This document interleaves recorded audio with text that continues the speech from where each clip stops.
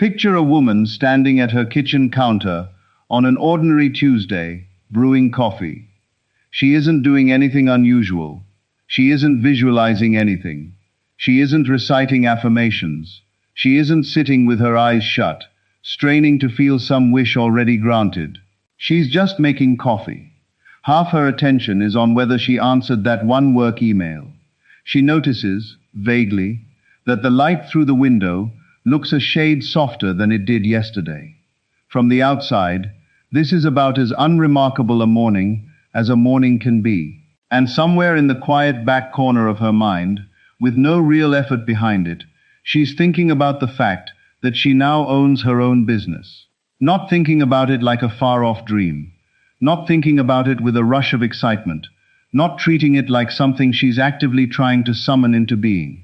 She's holding it with the same flat, almost indifferent certainty she's holding the coffee, the light, the unanswered email, as a plain fact, as something she already has, as something woven into the fabric of her regular life. Here's what makes this moment so striking. She doesn't actually run her own business yet. Nothing has shifted in her outer circumstances. Her bank balance hasn't moved. No clients have shown up. There's no office. Nothing visible confirms any of it. And yet, internally, in the low-key way she's carrying this fact through her morning, it has already become just as settled and unremarkable as her coffee. It's done. Not with a bang, with a shrug. 6 months down the road, through paths she can't yet map out, her business will be up and running. And when she eventually looks back at this particular Tuesday, she won't remember it as some dramatic turning point. It'll look, in memory, like nothing happened. And yet this was the exact instant her manifestation became unavoidable. Because on that morning, she stopped relating to her desire as a desire, and started relating to it as a fact so mundane, it barely registered. Tonight I want to unpack why this quiet, almost dull inner shift is one of the most potent moves available anywhere in the law of assumption. Why the sheer plainness of your inner declaration is exactly what makes it real. Why nearly every manifestation teaching out there has skipped over the single most important word, dull. And why, once this clicks for you, the gap between you and everything you've been chasing suddenly shrinks. Turn it mundane and watch it show up. That's the entire teaching. Here's why it holds up. First, let me walk you through something about your own mind, because without this piece, none of the rest will make sense. There's a quiet gatekeeper living inside you. Its job isn't to hurt you or sabotage your dreams. Its job is to keep your sense of identity steady. Whenever something new arrives, a thought, an image, a claim about who you are, that gatekeeper checks it against the version of yourself that's been running the show for years. If the new thought lines up with the existing self, the gatekeeper waves it through, and it slides quietly into place. If the new thought conflicts with that existing self, the gatekeeper flags it, blocks it, pushes it right back out. This gatekeeper is the reason so many people hit a wall trying to manifest. They sit down for 15 minutes of visualization, picture the mansion, the perfect partner, the dramatic life overhaul, feel a quick spike of excitement, and then something inside them quietly shuts the whole thing down. The excitement fizzles, the picture dissolves, and they go right back to being the same person they were an hour earlier, because the gatekeeper did exactly what it's built to do. It measured the mansion against 30 years of self-concept, and the mansion simply didn't fit. Most people don't even know this gatekeeper exists. They assume their trouble holding on to a new assumption is some personal flaw, weak belief, poor discipline. But it isn't. It's a completely normal part of how the mind keeps the self stable. Every single mind runs this check, constantly, in the background.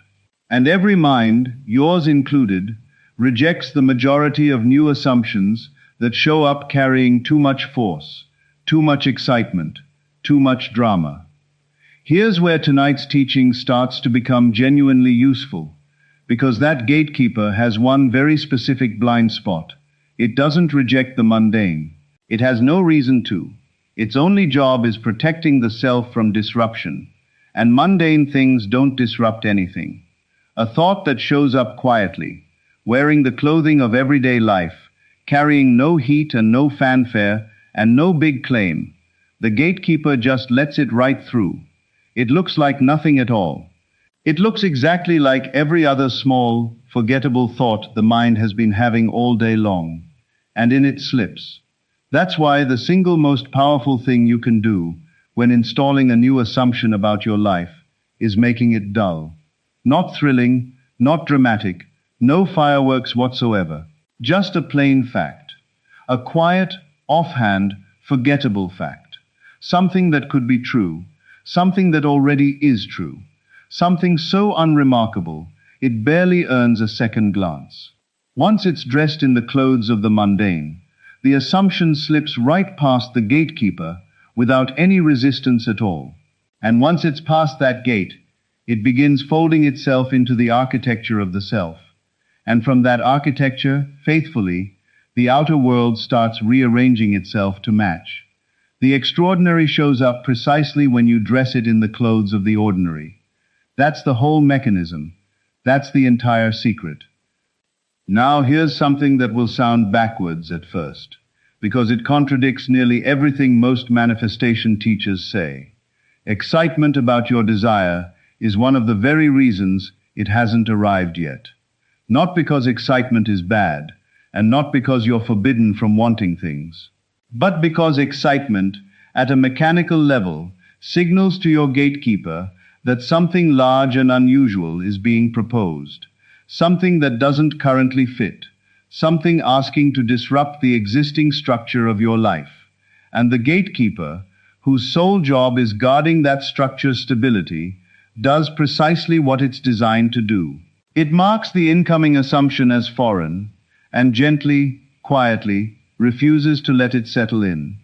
This is exactly why so many people can visualize with real passion for weeks, months, even years, and see absolutely nothing shift. The passion itself is what gives the game away. Every burst of excited visualization is a small alarm bell for the gatekeeper. This is different. This isn't currently me. A big claim is being staked here. And the gatekeeper, loyal to its function, keeps steering them right back to the self they've always been. Excitement generates its own resistance. The very intensity of the reaching confirms, at some deep layer of the mind, that whatever's being reached for isn't yet part of the self. Now consider the opposite. Consider what happens when you think about your desire the same way you think about your bins going out on Thursday. No fireworks, no heat, no drama. Just the quiet, settled, faintly bored certainty of someone stating a plain fact about their plain life. Yes, I run my own business. Yes, we live in that house now. Yes, I'm in that relationship. Yes, my body feels good. Of course. Not proclaimed, not affirmed, just quietly, factually true. The same tone you'd use for yes, my kettle boils water, or yes, the sun will rise, or yes, my keys are on the hook. The gatekeeper doesn't flag ordinary facts. There's simply no reason for it to. So this quiet, dull, offhand assumption glides right past the gate, folds itself into the architecture, and begins invisibly rearranging your inner ground. No fanfare whatsoever. Just the small, quiet installation of a new fact into the self. This, at its deepest layer, is what the tradition has always meant by living in the state of the wish fulfilled. It was never about excitement. It has always been about the settled, casual, of-courseness of someone who already has. That inner tone isn't a reward you get after manifesting. It's the actual mechanism by which manifestation happens. And the people who receive most easily are the ones who somehow, knowingly or not, stopped treating their desires like dramatic breakthroughs and started treating them like dull, ordinary facts about the life they're already living. Dull, in the sense I'm using it, doesn't mean boring in the negative sense. Dull is simply free of the friction that drama creates. Dull is what the ordinary feels like from the inside. And the ordinary is exactly what the gatekeeper lets through without a fight. Let me give you a picture, because this only really sinks in once you can feel it. Think about all the things in your life you take completely for granted. Not the special things, the totally mundane ones. That your fridge keeps humming along. That water flows the second you turn the tap. That your phone finds the internet. That your keys are, right now, sitting exactly where you left them. That the sun will rise again tomorrow morning. That flipping a light switch turns the light on. Notice how you actually hold these facts. You don't need to believe in them. You don't affirm them out loud. You don't visualize your fridge running properly. You don't sit in meditation trying to raise your vibration to match a working kettle. You don't stand in front of a light switch making declarations at it. You simply know these things. With a certainty so quiet and deep, you don't even register that you're knowing them. To you, they're just dull facts. They live so far down inside the settled structure of your life that they require zero inner effort. That's the frequency of the ordinary. And it's unmistakably the frequency of already having. The fridge works because it's baked into the settled structure of your life. The light switch works for the same reason. Your keys sit where they sit because their location is simply part of that structure. You're not manifesting any of this. You're just living, with quiet certainty, from a structure in which all of it is already true. Here's the teaching. That exact same quiet, settled, of course frequency, is the frequency at which real manifestation actually happens. The things you want to bring into your life arrive most easily, not while you're excited about them, not while you're visualizing them with passion, not while you're affirming them with intensity, but once you've quietly, patiently, gradually folded them into the same structure holding the fridge, the light switch, and the keys. Once they've become, to you, dull facts. Once you no longer feel any need to affirm them because they simply already are. Once they've joined the quiet background of things you take for granted about your own life. At this frequency, the frequency of settled ordinariness, the gatekeeper doesn't push back. The self doesn't resist. The nervous system doesn't tighten up.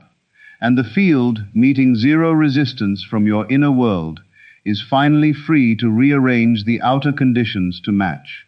The manifestation doesn't have to fight its way past your excitement. It simply, quietly, slips through the door of the ordinary that you opened by treating it as already true. This is why the calmest, least theatrical manifestors are the ones who receive most consistently. They're not doing anything unusual.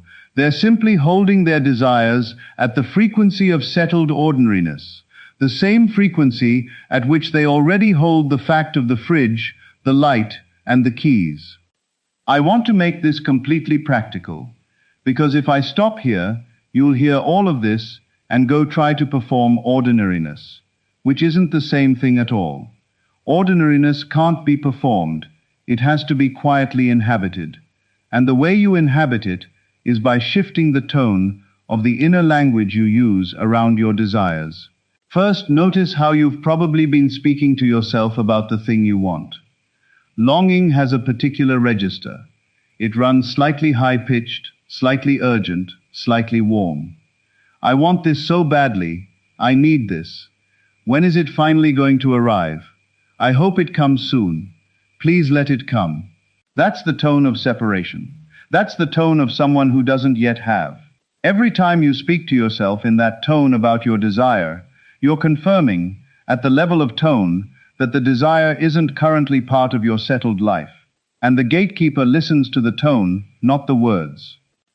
Now try, in your inner voice, a completely different register.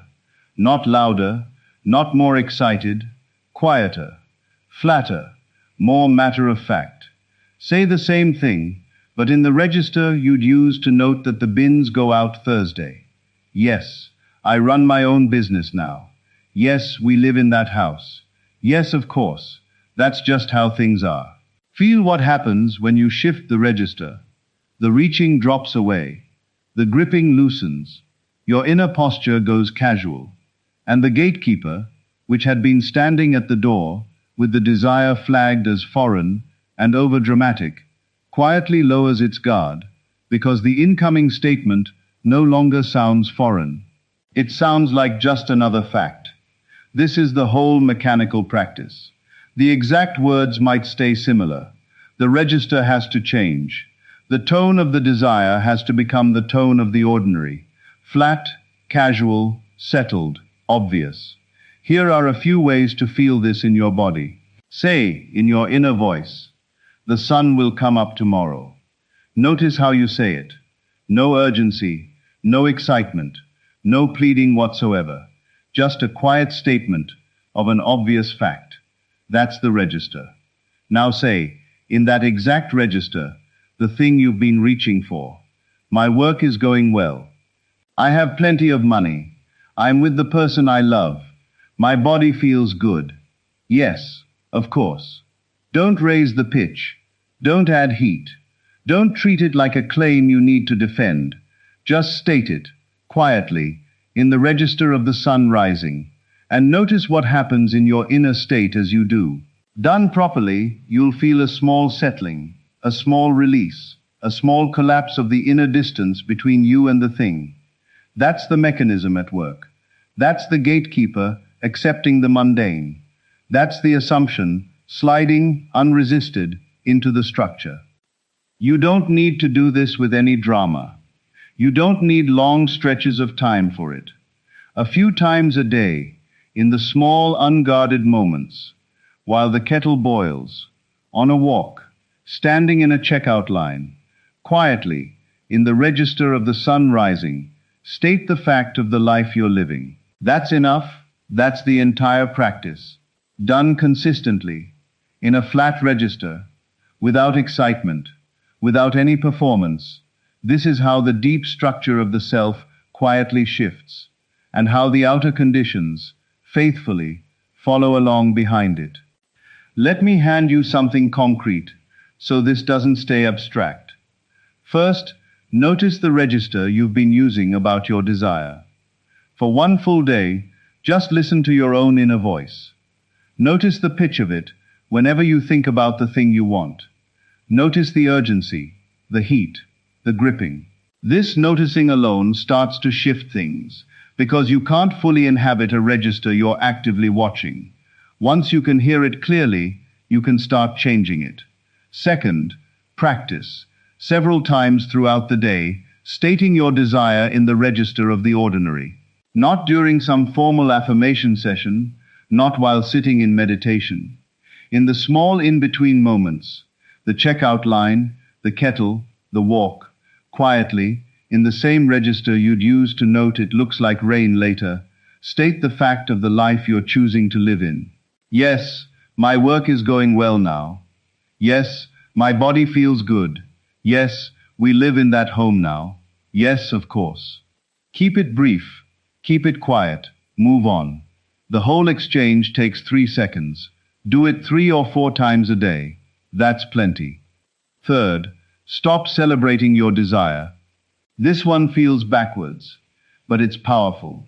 When you catch yourself getting excited about the thing you want, picturing the moment it finally arrives, feeling the anticipation build, treating it like a huge breakthrough, gently step back from that excitement. Not by suppressing it, but by reminding yourself that excitement is the register of separation, and what you actually want is the register of the ordinary. Return the desire to its quiet, settled spot among the dull facts of your life. Let it rest there, unremarkable, unremarked upon. That's where the real work happens. Fourth, build this ordinary register into the minute right before sleep. In that most receptive minute of your entire day, when the gatekeeper is at its softest and the deep layer of the mind is most open, quietly and casually inhabit the settled facts of the life you're choosing to live in. Not with feeling, not with visualization, with the plain of coarseness of someone already living inside that life. Let that quiet inhabiting be the last state your awareness rests in as you drift off. The deep layer receives it as instruction and works with it faithfully through the night. Fifth, trust the dull practice. This is the hardest part, because the practice won't feel like it's doing anything at all. That's actually the whole point. If it felt dramatic, it wouldn't be working correctly. The absence of drama is confirmation you're operating at the right frequency. Trust the flat, quiet, undramatic texture of the practice. That's the sound of the gatekeeper letting things through. That's the sound of assumptions settling into place.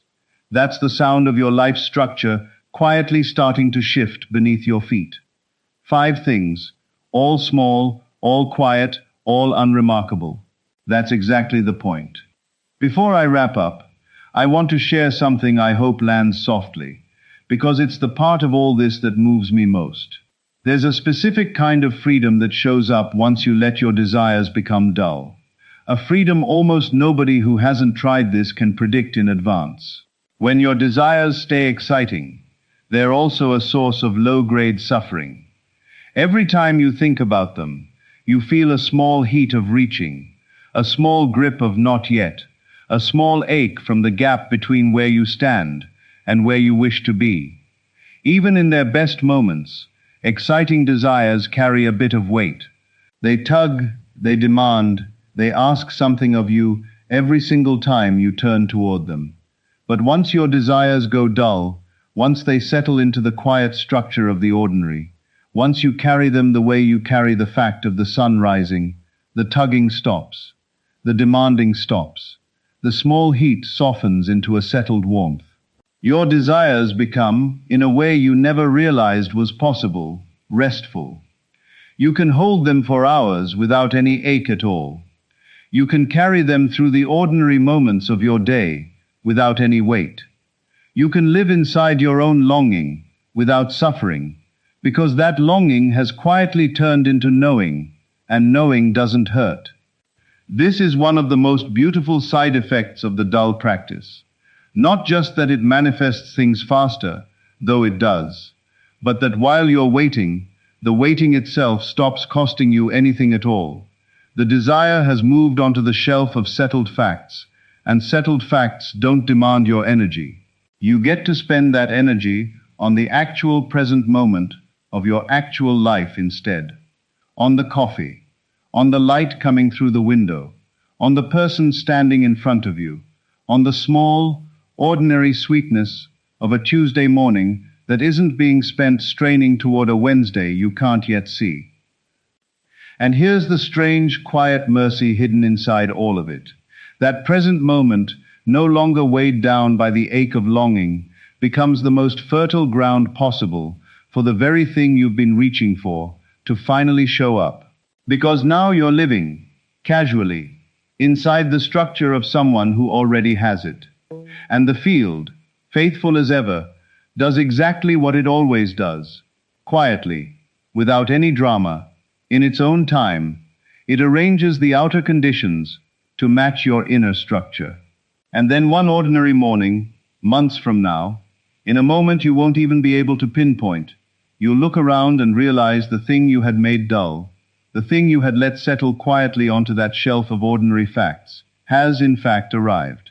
And you won't feel a burst of excitement. You'll feel, more than anything, a strange, quiet confirmation of something that had already been true inside you for a long while. That's what it looks like when the extraordinary walks in, wearing the clothes of the ordinary, which honestly is the only way it ever really walks in at all. So here's what I want you to carry with you tonight, into every quiet corner of tomorrow. The extraordinary doesn't arrive because you made it dramatic. It arrives because you made it dull. The gatekeeper inside your mind, which has been quietly turning away your excited assumptions for years, doesn't resist the mundane. And the mundane, patiently and repeatedly held, becomes the settled structure of a new self, and eventually, of a new life. Tonight, before you fall asleep, do something that feels like almost nothing.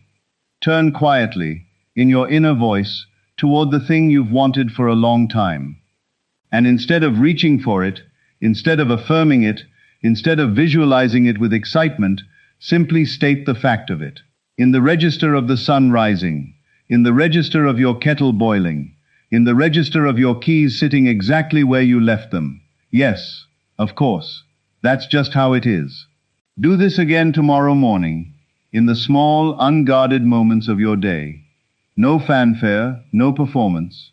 Just quietly, in the register of the ordinary, stating the settled fact of the life you're choosing to inhabit.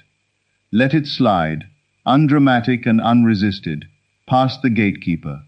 Let it fold into the structure. Let it begin its quiet work. And then, as much as you're able, let yourself simply enjoy the ordinary present moment of your actual life. Not because your desires don't matter, because they've moved quietly onto the shelf of things you already know are true, and no longer require your urgent attention. They only need to be lived inside of. Make it dull, and watch it show up. That's the whole teaching. That's the whole practice. And that's exactly what your ordinary, unremarkable, quietly certain Tuesday morning is about to become. Thank you, and good evening. This is Neville Lectures. I'll see you in the next video.